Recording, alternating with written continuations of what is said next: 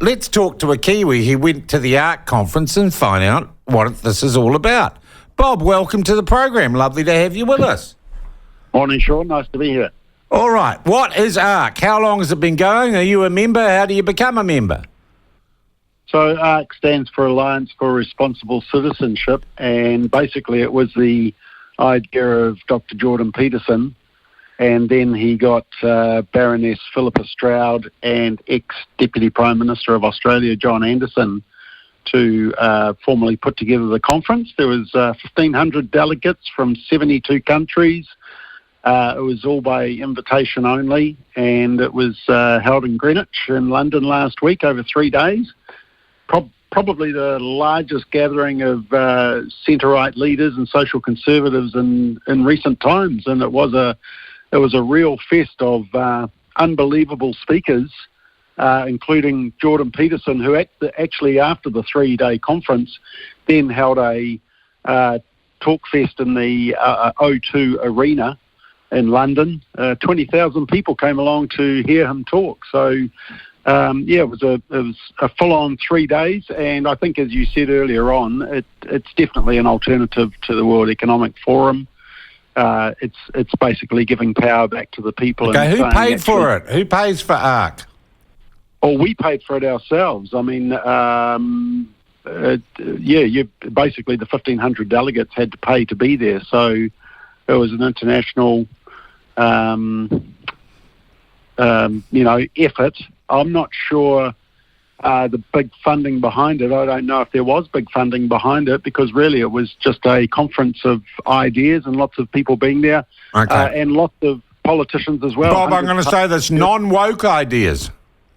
Non-woke, absolutely. I mean, it's basically moving away. I mean, we're living in an environment where we're stoking hatred with, identity politics. We're stressing our kids out with climate alarmism. There's declining fertility and a loss of hope, and a lack of trust in institutions, including media and government.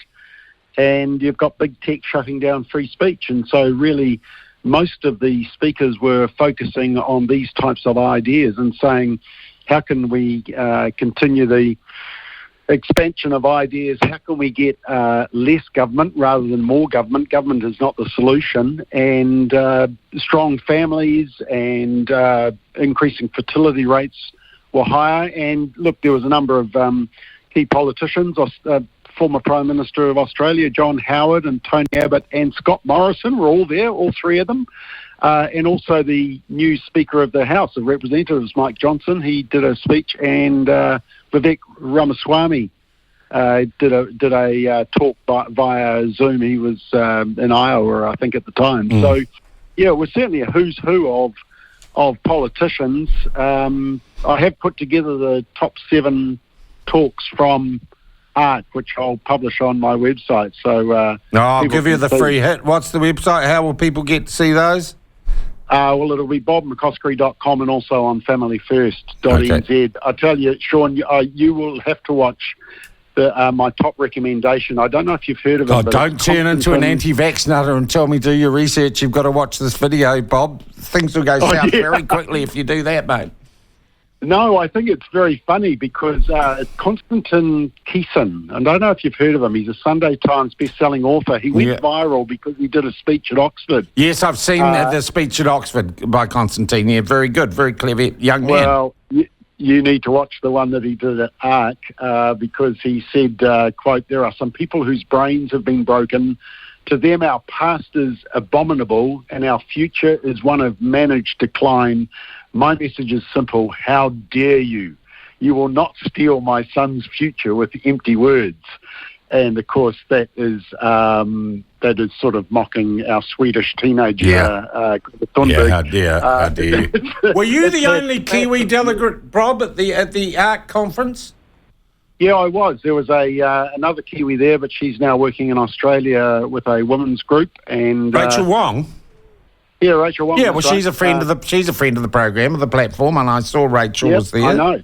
Yeah. Yep, and there was a lot of women there who had been supporting Posey Parker. They've had a couple of meetings as part of the whole gathering. And, look... Bob, also, has it got a Christian thing underneath? There's some religion in ARC as well?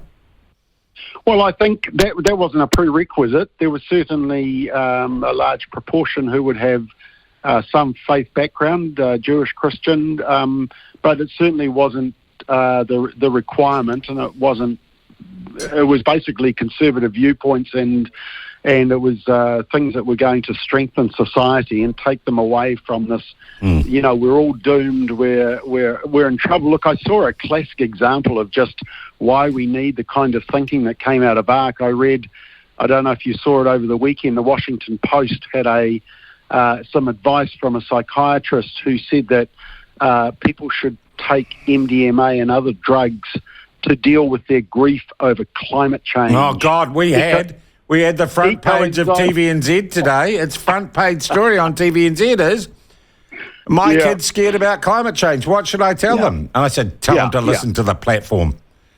Well, the ARC, exactly. And the ARC is coming against a lot of that kind of perception. And in fact, there was a number of good speakers. Michael Schellenberger, who's actually coming to New Zealand. When's he coming? Michael Schellenberger and Bjorn Lomborg. Sorry, it's Bjorn that's coming to New Zealand. Oh, good Lord!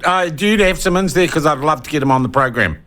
Awesome guy. Okay, yeah, I'll awesome on climate change. Bjorn Lomborg, just outstanding. Well, they are, and the other really strong speaker I thought was Jonathan. Is it Haidt or Haidt? Jonathan Haidt. Jonathan Haidt, who I've met when he came to New Zealand the last time. He's brilliant, author of The Coddling of the American Mind, and the guy who's the research, literally done the research, that says let's get kids off smartphones and get them out of schools. And it's been brilliant research, and the guy he's a genius. Look, I want to ask you, Bob, you're the only New Zealand delegate. This is a major conference of thinkers in the year 2023. There's just no doubt you can look at it and say social media influences, everything else, agree or not, a major conference. Did this conference get any coverage, and your attendance at it get any coverage in the mainstream New Zealand news media?